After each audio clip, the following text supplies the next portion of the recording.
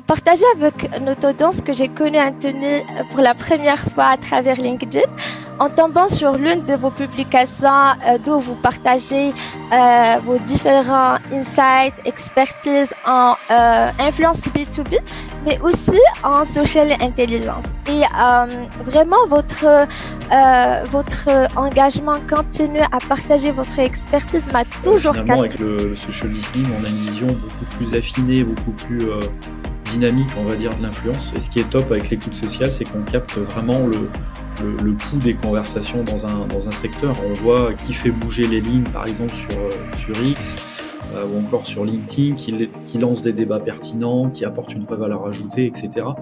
Mais il y a, en fait, là-dedans, il y a un peu un mais, c'est que il faut éviter de tomber dans le piège un petit peu des chiffres.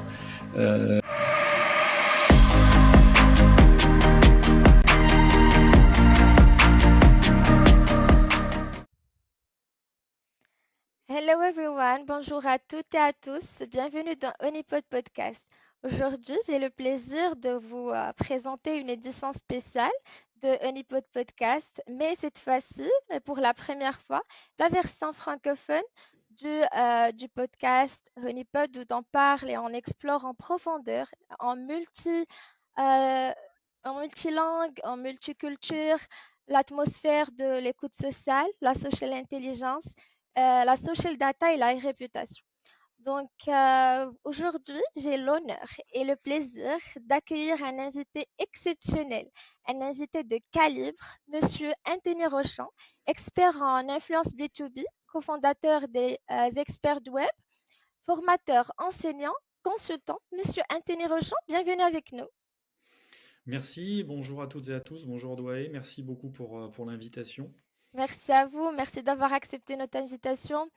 Juste avant de plonger dans le vif et le noyau de nos conversations, j'aimerais bien partager avec notre audience que j'ai connu Anthony pour la première fois à travers LinkedIn en tombant sur l'une de vos publications d'où vous partagez vos différents insights, expertises en influence B2B, mais aussi en social intelligence. Et vraiment, votre engagement continu à partager votre expertise m'a toujours captivée.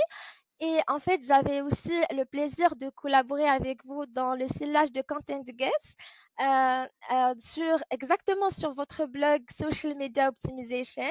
Donc, c'était dans le cadre de comment d'écouter et décrypter le comportement d'achat grâce au social listening. De toute façon, on vous laisse le lien sur le bio si vous voulez checker par la suite. Alors, vraiment, j'étais toujours impressionnée par votre engagement continu à partager votre expertise. Dernièrement, vous avez été classé parmi les 50 créateurs en marketing digital en France, salué par Favincon. Félicitations. Merci. Donc, là, franchement, lorsqu'ils m'ont demandé à choisir des invités francophones pour cette édition spéciale, je me suis dit, no way, absolument. C'était évident que mon tout premier invité d'honneur sera vous, Monsieur Anthony. Très, très contente de vous accueillir. Donc, je vous laisse le soin de vous présenter à notre audience. Merci beaucoup. Donc oui, je suis Anthony Rochant, je suis le CEO et cofondateur de LEW, qui est l'acronyme de Les Experts du Web. Donc je suis formateur effectivement et consultant.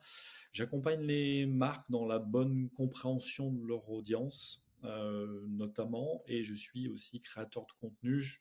On va dire que je transforme les données en actions engageantes. Exactement, exactement. C'est excellent ce que vous faites, Monsieur Anthony.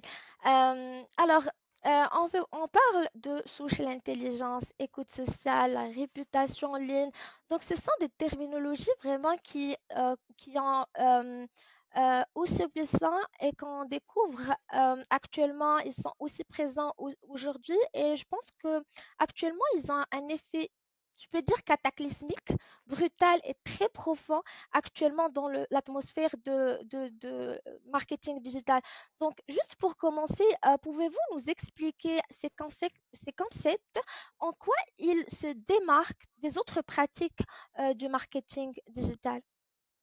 Bah, c'est vrai qu'on parle beaucoup de marketing digital, on va dire de manière globale, mais en fait, il y a ces trois concepts intéressants qui changent vraiment la donne. Donc l'intelligence sociale, effectivement, la social data et le social listening. Alors ce qui est fascinant, c'est que contrairement au marketing digital, on va dire classique, où on envoie finalement des messages un petit peu à tout va, bah, ces approches-là, elles font exactement l'inverse, parce que elles se mettent un petit peu en mode observation, en mode écoute de ce qui se passe en fait sur les réseaux sociaux. Si on prend l'exemple de l'intelligence sociale, bah, c'est comme avoir un peu un super espion qui va analyser ce qui se dit, ce qui se fait en ligne pour aider à prendre les bonnes décisions stratégiques. Donc on pourrait dire ça. Et pour la social data, c'est un petit peu comme si on avait accès à toutes les conversations, à toutes les interactions qui se passent sur les réseaux, mais un peu en version brute. C'est un petit peu la matière première, on va dire, on pourrait appeler ça comme ça. Et le social listening, où là, on est vraiment dans l'art de l'écoute active. On imagine quelqu'un finalement qui pourra avoir des milliers d'oreilles et qui va capter en fait toutes les tendances, qui vont sentir venir les buzz, qui vont comprendre ce que les individus pensent vraiment de la marque. Donc là, on est vraiment dans cette écoute active. Et en fait, si je devais résumer, je dirais que c'est un petit peu comme si on passait du monologue au dialogue. En fait, juste au lieu de parler, on écoute, on analyse, on comprend, et ça change tout dans la façon d'approcher le marketing digital finalement. Exactement, exactement. Et parlant de la social data et en fait, avoir cette capacité d'écouter et d'entendre en profondeur avant de communiquer. En général, dernièrement, on a été tous témoins de ce moment devenu viral sur les réseaux entre le récent échange du président Macron et le maire de Rome, de la fameuse, la fameuse série, oui, exactement, de Netflix, Emily in Paris, dans lequel le président défend la capitale et dit que peut-être la place de Emily est à Paris. Par contre, que le maire de Rome dit que peut-être Emily sera bien en France. Sera bien en Italie, à Rome plutôt qu'en France. Donc, cet échange sur les réseaux, exactement sur Twitter, il a engendré un afflux de conversations et de mentions extraordinaire et il a dépassé le cadre viral, le cadre digital vers un cadre réel et les chiffres parlent d'eux-mêmes. Le tourisme en France a connu une hausse de 30% grâce à la fameuse série américaine Emily in Paris, avec des Américains plus nombreux qui ont commencé à venir vivre l'expérience et d'une manière tangible grâce à la série. Donc, voilà, ma question, c'est dans ce contexte, comment le social listening, exactement, il peut révéler aussi puissant pour les entreprises B2B et il pourrait les aider à identifier des leaders d'opinion, peut-être des Émilie, chacun dans son secteur. Alors ça, c'est une excellente question. C'est fascinant de voir comment l'identification de leader d'opinion a évolué parce que en fait, il a un petit peu révolu le temps où on se basait uniquement sur les titres ou sur les positions hiérarchiques. Finalement, avec le social listening, on a une vision beaucoup plus affinée, beaucoup plus dynamique, on va dire, de l'influence. Et ce qui est top avec l'écoute sociale, c'est qu'on capte vraiment le pouls des conversations dans un secteur. On voit qui fait bouger les lignes, par exemple, sur X, ou encore sur LinkedIn, qui lance des débats pertinents, qui apporte une vraie valeur ajoutée, etc. Mais en fait, là-dedans, il y a un peu un mais, c'est que il faut éviter de tomber dans le piège un petit peu des chiffres.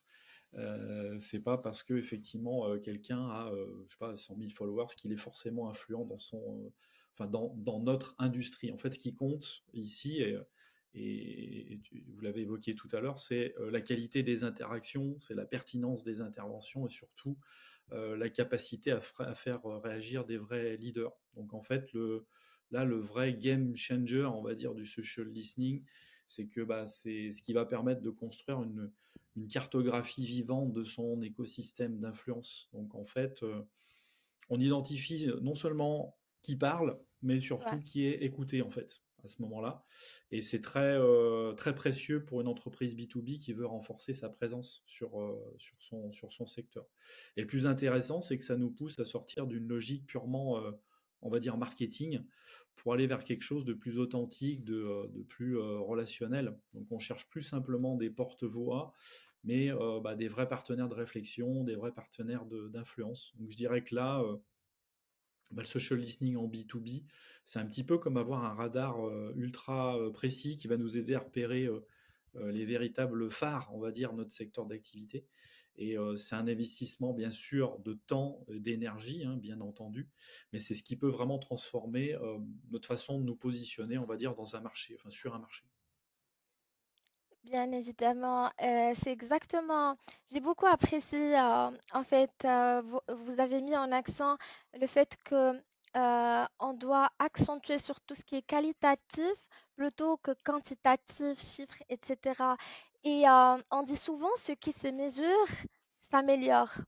Et pour réellement, je crois que pour réellement comprendre l'impact des influenceurs B2B, il ne suffit pas de juste regarder les surfaces, les chiffres sur les surfaces et les différentes plateformes et outils social listening, mais plutôt de plonger en profondeur et de savoir les causes, les conséquences euh, et plonger en général dans la data et peut-être adopter une approche quantitative, bien qualitative.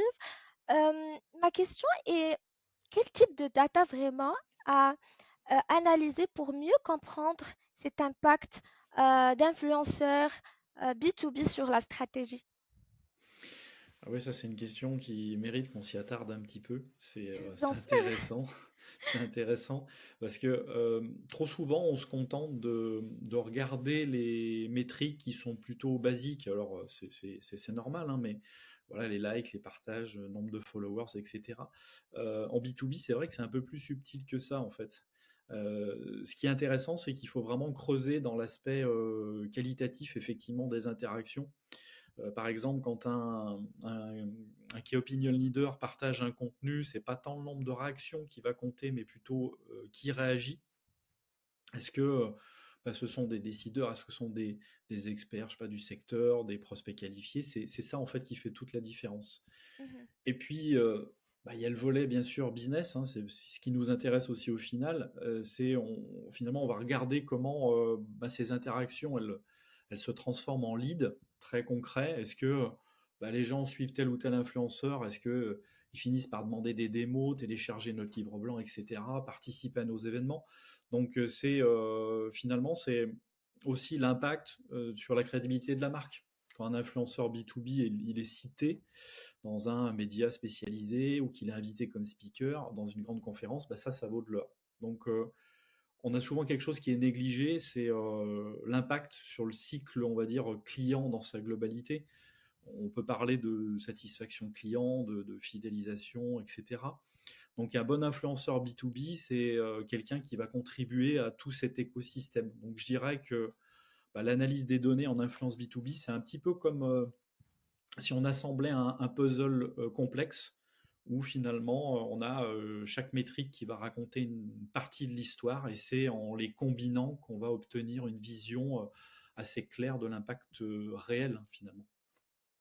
impressionné par cette image, Monsieur Anthony, que vous avez donnée. À ce niveau, les données ils sont recueillies et on s'est mis très bien d'accord que ne limite vraiment pas juste des réactions, mentions, likes, partage, etc. Mais il va au-delà de ces métriques vers des métriques beaucoup plus profondes, beaucoup plus qualitatives, à savoir les tendances d'engagement, les zones géographiques les plus réactives, les sentiments aussi, positifs, négatifs, etc. Donc, euh, vraiment, cela montre très bien la puissance de l'écoute sociale dans le contexte de l'influence B2B. Maintenant, comment intégrer ces différents insights générés et remontés euh, par une stratégie de social listening vers une stratégie de social, je dirais une stratégie d'influence B2B, c'est-à-dire comment faire ce fil conducteur entre stratégie de social listening et stratégie d'influence B2B. Ah, c'est un petit peu comme, comme avoir une oreille dans les conversations en fait de décideurs, mais Mhm. on va pas juste écouter en fait pour écouter. Je me souviens d'un client qui collectait des tonnes et des tonnes de données, mais qui savait pas quoi en faire. Donc en fait, c'est à ce moment-là que ça devient intéressant parce que il faut transformer en fait ces insights en actions concrètes. Donc il y a un peu, on pourrait dire qu'il y a un peu trois niveaux à considérer. Ok. Premièrement, c'est la compréhension fine finalement de l'écosystème. Sur LinkedIn, par exemple, on va repérer des discussions récurrentes, des préoccupations de décideurs. Ça, c'est aussi de leur embarras. Après, c'est une histoire aussi d'intégration dans la stratégie de contenu. Si par exemple, on voit que les prospects parlent beaucoup de transformation digitale, mais sous un angle de la gestion du changement plutôt que de la tech, ben, on va en tenir compte justement dans notre angle éditorial. Donc ça, c'est un niveau, c'est aussi un niveau intéressant. Et le troisième point, c'est là où souvent on fait la différence, c'est l'activation via les collaborateurs. C'est-à-dire ben, les experts internes qui vont être finalement les meilleurs ambassadeurs, parce que quand ils interviennent finalement dans des conversations avec des insights pertinents, bah, ça a beaucoup plus d'impact finalement qu'une communication corporate. Donc ce qui est fascinant, identifier vraiment ici les moments clés. Par exemple, quand on a un prospect qui partage un article sur un enjeu métier, bah là c'est un peu le moment, on va dire, un peu propice pour l'approcher avec une étude de cas qui serait une étude de cas pertinente. Donc je dirais que c'est d'être dans une logique d'orchestration plutôt que simplement dans l'écoute.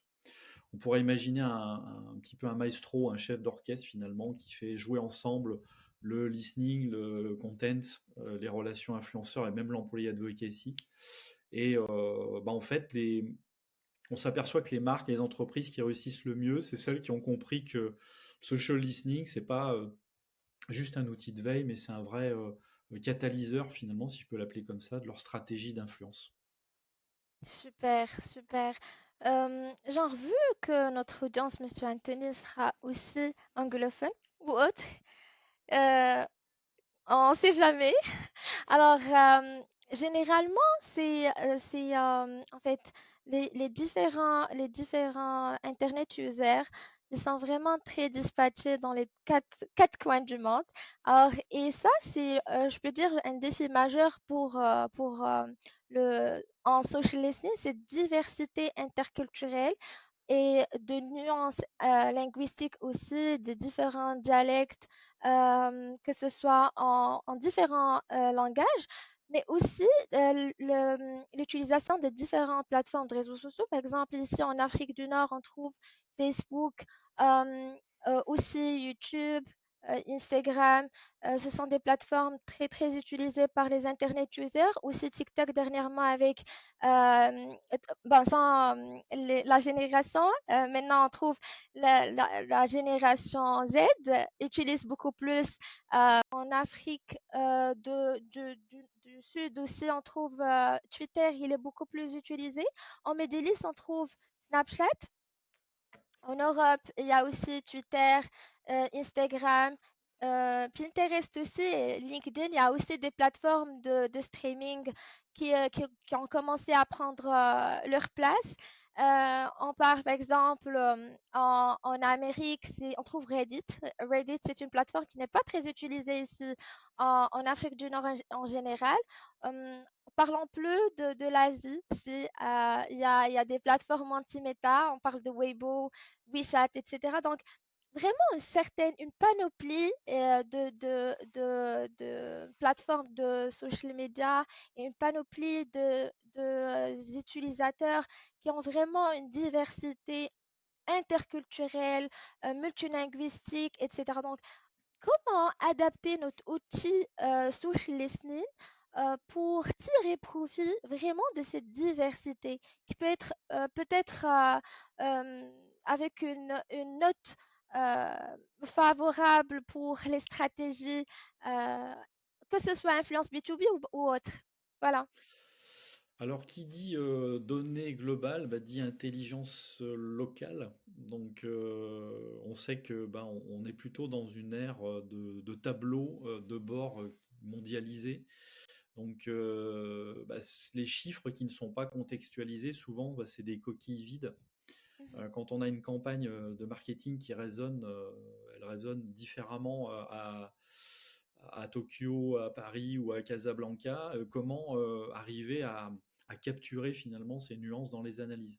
En fait, c'est le combo, c'est un peu le combo, on pourrait dire même un peu, c'est un combo audacieux, celui de la puissance des algorithmes surtout et de la finesse de l'expertise locale.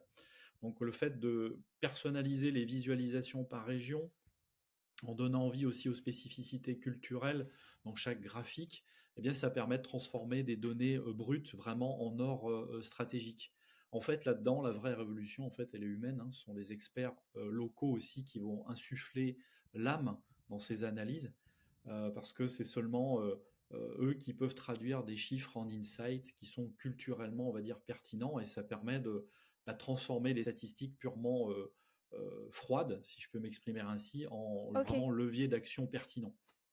Mhm. On peut pas je sais pas, peut-être actuellement on parle de AI et social analystes locaux. Je sais pas ce que l'intervention de l'intelligence artificielle ici. euh, que pensez-vous euh, dans dans ce sillage? Bah, c'est vrai que l'IA effectivement ouvre de belles perspectives, de belles pistes sur ce point-là, et notamment sur le social listening. Ça rebat les cartes complètement de l'intelligence sociale. Euh, En fait, il va falloir apprendre justement à dompter l'IA, alors l'IA prédictive et l'IA générative, Mhm. pour faire de l'écoute sociale finalement assez différemment. Mais c'est vrai que ça pourrait être un coup de pouce important, voilà, sur du multilingue et sur justement cette façon qu'on pourra avoir de diversifier bah, les différents insights et de maximiser l'impact à grande échelle. L'IA effectivement pour avoir un impact important. Après, rien ne remplacera l'intervention humaine parce qu'on va pouvoir aller effectivement beaucoup plus vite Ouais, dans le processus. Maintenant, la touche humaine et notamment le sentiment généré. Alors oui, la machine, le NLP nous le dit effectivement, mais pour aller vraiment interpréter les émotions, aller interpréter voilà toutes ces choses-là, ben il faudra quand même une intervention humaine. Donc je dirais oui, mais l'humain sera toujours quand même là et heureusement. Ça pr- En tout cas, ça va pas remplacer nos analystes locaux. La touche humaine, elle est capitalistique, à mon avis. Et en fait, oui, oui, effectivement, je partage le même point de vue, Monsieur Anthony. Juste pour conclure notre podcast avec peut-être une note engageante. Intéressons-nous à l'avenir de l'écoute sociale dans le contexte toujours de l'influence B2B. Nous assistons à des évolutions vraiment incroyables dans ce monde et dans cette industrie, notamment avec l'intégration de l'intelligence artificielle. Dernièrement, on a vu des entreprises leaders dans le secteur qui ont commencé à, que ce soit intégrer l'IA ou bien faire des joint ventures très très intéressantes. On parle de Chol Colker, par exemple, avec Tweet, ou bien dernièrement c'était Digimind. Actuellement, elle est devenue inclusive. Voilà, on arrive à détecter vraiment des accélérations très très rapides et très fastes. Genre, en parallèle aussi, il y a différents, je peux dire, des enjeux de durabilité, des enjeux de sécurité des données, des enjeux d'éthique aussi. Donc, ce sont vraiment des sujets qui ont commencé de prendre une place très importante dernièrement dans différentes discussions. à votre avis, que pensez-vous de cette évolution et quelles sont les différentes tendances émergentes en matière d'intelligence sociale qui peuvent impacter, si on peut dire, l'avenir de influence B2B? Alors je dirais que c'est la sophistication des outils. On a des outils qui deviennent de plus en plus sophistiqués, hein, des outils de social listening, en fait, où on dépasse la simple catégorisation positif, négatif, neutre, etc. Parce qu'on a la possibilité de détecter des subtilités comme l'ironie, le sarcasme, des émotions plus précises, Ouais, enthousiasme, frustration, hein, etc. Et pour le B2B, c'est une évolution qui va permettre probablement une meilleure compréhension du consommateur aussi, et parce qu'on aura des marques qui vont pouvoir affiner leur message et leur stratégie relationnelle avec beaucoup plus de justesse. Donc en fait, c'est une approche plus nuancée et qui ouvre la voie à des interactions qui sont plus pertinentes, encore plus personnalisées. Et puis encore une fois, l'IA générative, couplée au social listening, elle va pouvoir effectivement, elle peut analyser des données massives, notamment pour prédire les tendances du marché, les besoins clients. Et ça, c'est une approche prédictive qui peut permettre effectivement de mieux anticiper l'évolution des attentes et puis de donner, c'est surtout ça, de donner un vrai avantage stratégique à des entreprises. excellent, excellent. Merci beaucoup pour toutes ces clarifications. Notre épisode touche à sa fin. Merci encore une fois, Monsieur Anthony Rochon, pour vos précieuses contributions. Merci à vous tous, à notre audience pour l'écoute. Et c'était tout sur Onipot. À bientôt. Ciao. Merci. Merci.